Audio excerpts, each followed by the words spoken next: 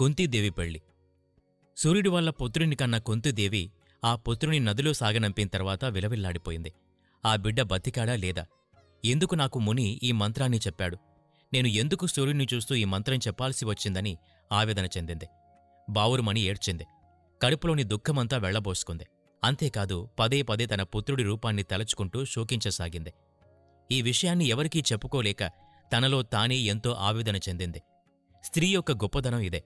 తన కష్టాన్ని ఇతరులతో పంచుకోవాలని అనుకోదు. అదే ఆనందాన్ని అయితే 10 మందితో పంచుకుంటుంది.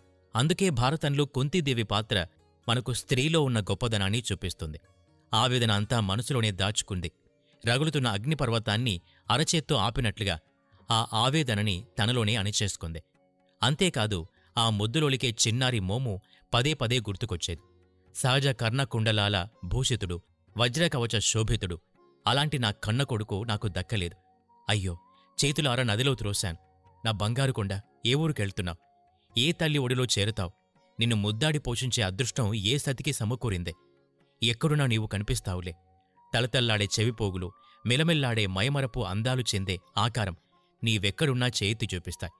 నీ అభ్యుదయం చూసి తల్లిగా సంతోషిస్తాను అంటూ కుమిలిపోయేది. అందుకే కర్ణుడు హస్తినలో విలువిద్య పోటీకి వచ్చినప్పుడు చూసి గుర్తుపట్టి తలడిల్లిపోయింది. అందుకే కురుక్షేత్ర యుద్ధంలో సైతం కర్ణుడు తన బిడ్డల్ని చంపకూడదని అనుకుని మాట తీసుకుంది. ఇలా తన పుత్రుడు ఏమైపోయాడో అని ఆవేదన చెందుతోంది.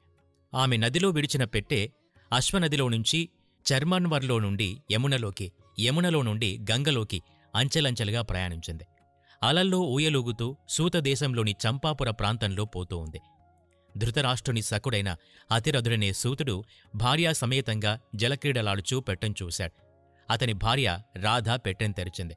మణికణక కాంతులతో ప్రకాశించే శిశువును ఇద్దరూ చూశారు. మనకు బిడ్డల్లేరు కనుక భగవంతుడు ఈ బిడ్డనిచ్చాడు అని ఎదకు హత్తుకున్నారు. విధి విలాసమేమో కుంతీ కన్న కొడుకు రాధేయుడయ్యాడు. ఇది దేవత వరప్రసాద కథ. లోకానికి తెలియదు. అది ఆమెకి మాత్రమే తెలుసు.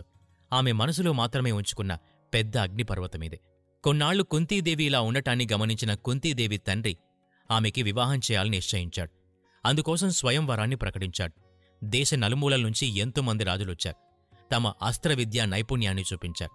అందులో కురువంశపు యోధుడైన పాండురాజు కూడా ఉన్నాడు. పాండురాజు, ధృతరాష్ట్రుడు, విదురుడు ముగ్గురు అన్నదమ్ములు. కురువంశానికి మూలపురుషులు. వీరికి భీష్ముడి అండదండలుండేవి. ఎందుకంటే భీష్ముడు కఠోర బ్రహ్మచారి. అందుకే అంబికా అంబాలికలని తన సోదరుడైన విచిత్రవీరుడికిచ్చి పెళ్లి చేస్తాడు. విచిత్రవీరుడు సుఖభోగాల్ని అనుభవిస్తూ మరణిస్తాడు. అంబికా అంబాలిక ఇద్దరికీ సంతానం కలిగించేందుకు భీష్ముడి తల్లి సత్యవతి భీష్ముణ్ణి పెళ్లి చేసుకుని కురువంశాన్ని నిలబెట్టమని కోరుతుంది. కాని భీష్ముడు తన బ్రహ్మచర్యం వీడను అని చెప్పి వాళ్లకి బ్రాహ్మణోత్తముల వల్ల సంతానం కలిగేలా చేద్దామని చెప్పి వ్యాసుణ్ణి తలుచుకోవని చెప్తాడు. అప్పుడు వ్యాసమహర్షి వచ్చి అంబికకి అంధుడైన ధృతరాష్ట్రుణ్ణి, అంబాలికకి పాండురోగంతో పాండురాజుని ప్రసాదిస్తాడు. కాని ఈ ఇద్దరు పిల్లల వల్ల సంతృప్తి చెందని సత్యవతి మరోసారి వ్యాసుణ్ణి పుత్ర సంతానం కోసం వేడుకుంటుంది. అప్పుడు అంబిక తను వ్యాసుడితో సంపర్కం చేసేందుకు తిరస్కరించి తన దాసీని వ్యాసమహర్షితో కలిసేలా చేస్తుంది. దీంతో విదురుడు పుడతాడు. ఇలా ఈ ముగ్గురూ కూడా అన్నదమ్ముల్లా అన్యోన్యంగా పెరుగుతారు. పెద్దవాడైన ధృతరాష్ట్రుడికి రాజ్యాన్ని కట్టబెడతాడు భీష్ముడు. పాండురాజు అతి బల పరాక్రమవంతుడై అన్ని విద్యల్ని నేర్చుకుంటాడు. అలా పాండురాజు కుంతీదేవి స్వయంవరానికొస్తాడు. అందరు రాజుల్ని ఓడించి కుంతీదేవిని స్వయంవరంలో పెళ్లి చేసుకుంటాడు. అంతేకాదు కుంతీదేవి అనుమతితో తన అన్నగారైన ధృతరాష్ట్రుడి అనుమతితో మాద్రిరాజును సైతం జయించి మాద్రీదేవిని పెళ్లి చేసుకుంటాడు.